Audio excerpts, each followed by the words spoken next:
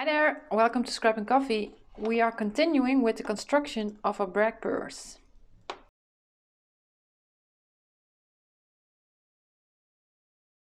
So in the previous video, the first part of the tutorial, we made our cover and we decorated the inside of the cover and made the slide-in closure for our waterfall.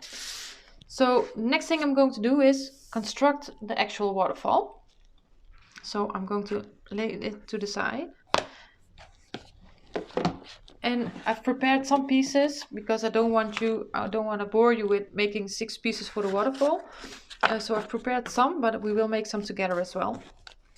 You will need the pieces M, N and O from your cutting guide for the right side of the album. So at the end pieces you will need 6 of those, and you will need 1 piece of M. This is the first piece of the waterfall. That's just a plain piece that I used to place the magnet on, so the closure will stay, will work with the magnet closure. If you want to do the waterfall without the acetate, you can make 6 or 7 pieces of this and just use that for the waterfall. But if you want to use the acetate on it, then you will need your N pieces, the larger pieces. So I showed you in the project share that it was quite bulky with the acetate, and I don't know how well you can see it, but it's quite bulky, and I didn't really mind, but I also want to see if I can make it a little less bulky. So I'm going to do in this one the acetate only on one side of the waterfall, so not double-sided, but I will show you what you need to do if you do want to make it double-sided. Also, I didn't know if you noticed in my project share, but it didn't really, well, it goes up nicely, but it stands up a little bit. And also it's not really easy flipping up and down. So to adjust for that, I am going to give my waterfall pieces a little gusset, a 1/8 of an inch gusset. So I think it will flip better when we do that. In the cutting guide that will be up on my website like today, tomorrow, somewhere this week, because I have to adjust the measurements on there, but then you will have the measurements for the pieces like I've made them right now with that gusset.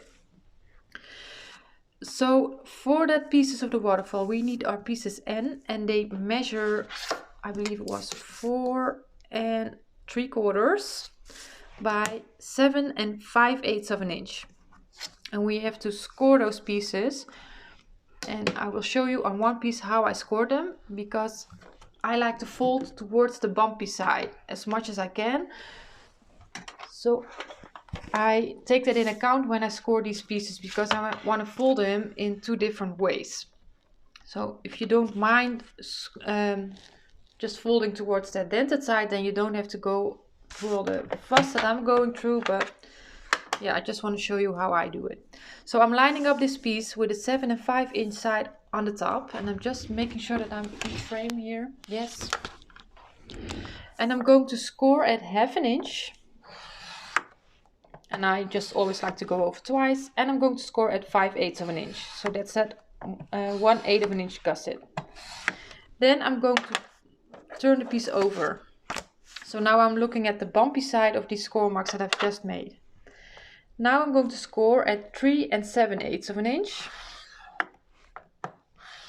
3 7/8. And I'm going to score at 7 1/8 of an inch. 7 1/8 of an inch. Now I'm going to turn my piece counterclockwise. That means that the bumpy side of the first score marks that we've made are on the bottom. Now I'm scoring at 1/2 inch. At 1/2 inch. So that's the scoring that we do on these pieces.